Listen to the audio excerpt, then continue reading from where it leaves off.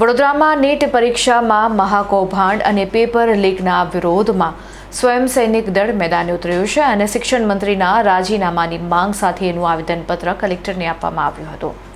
વડોદરા શહેરના દિવાળીપુરા સ્થિત નવીન કલેક્ટર કચેરી ખાતે સ્વયં સૈનિક દળ દ્વારા દેશના લાખો વિદ્યાર્થીઓને ન્યાય અપાવવાની માંગ સાથે ઉગ્ર વિરોધ પ્રદર્શન કરવામાં આવ્યું હતું અને જિલ્લા કલેક્ટરને આવેદનપત્ર સુપરત કરી રજૂઆત કરવામાં આવી હતી।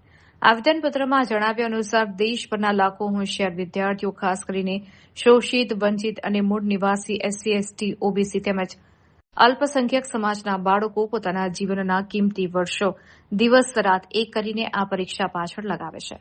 ગરીબ અને મધ્યમ વર્ગીય માતા પિતા પોતાની લોહી પસીનાની કમાણી દાવ પર લગાવીને સંતાનોને ભણાવે છે, પરંતુ આ વર્ષે પરીક્ષાના આયોજનથી લઈને પરિણામ સુધી જે રીતે ગંભીર અનિયમિતતાઓ અને ગેરરીતિઓ સામે આવી છે તેણે દેશના કરોડો વિદ્યાર્થીઓ અને વાલીઓનો વિશ્વાસ સંપૂર્ણપણે તોડી નાખ્યો છે। સ્વયં સૈનિક દળના પદાધિકારીઓએ રોષે ભરાઈને માંગ કરી છે કે દેશના યુવાનોના ભવિષ્ય સાથે રમત રમનાર કૌભાંડીઓ સામે કડક પગલાં લેવામાં આવે।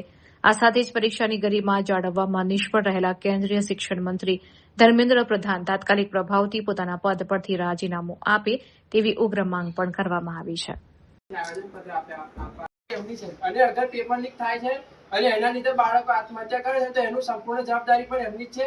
અને જે આના માધ્યમથી અમે ખાલી સરકારને એટલું જ કહેવા માંગે છે કે તમે ધર્મેન્દ્ર પ્રધાનનું રાજીનામું આપો અને વહેલી તકે જે નીટની એક્ઝામ છે એ ફરીથી લેવાય અને જે એનટીએ છે નેશનલ એજન્સી એના દ્વારા એનું સંપૂર્ણપણે નિષ્પક્ષ જાંચ કરવામાં આવે અને જે દોષી છે એમને કડકમાં કડક સજા કરવામાં આવે અને એમને બની શકે તો આ જીવન કારાવાસ કરવામાં આવે અને જે ધર્મેન્દ્ર પ્રધાન છે એમનું રાજીનામું આપવામાં આવે। એટલે આજ રોજ અમે 5 મેના રોજ જે નીટ એક્ઝામ થયેલી એના જે પેપર લીક થયા એમાં ઘણા જે વિદ્યાર્થીઓ હતા એમને વર્ષોની મહેનત કરી એમના માતા પિતાની જે કમાણી હતી એ દાવ પર લગાવી અને એમને પોતાની કઠોર મહેનત કરીને એક્ઝામ આપી। હવે એક્ઝામ આપ્યા પછી આ જે પેપર લીક થયું એમાં શું છે, આ જે વિદ્યાર્થીઓ હતા એમનું કેવું કે બધા સપનાઓ રોડાઈ ગયા। આ સપનાઓનું ખૂન થયું છે। આ સપનાઓનું ખૂન સરકારે કર્યું છે।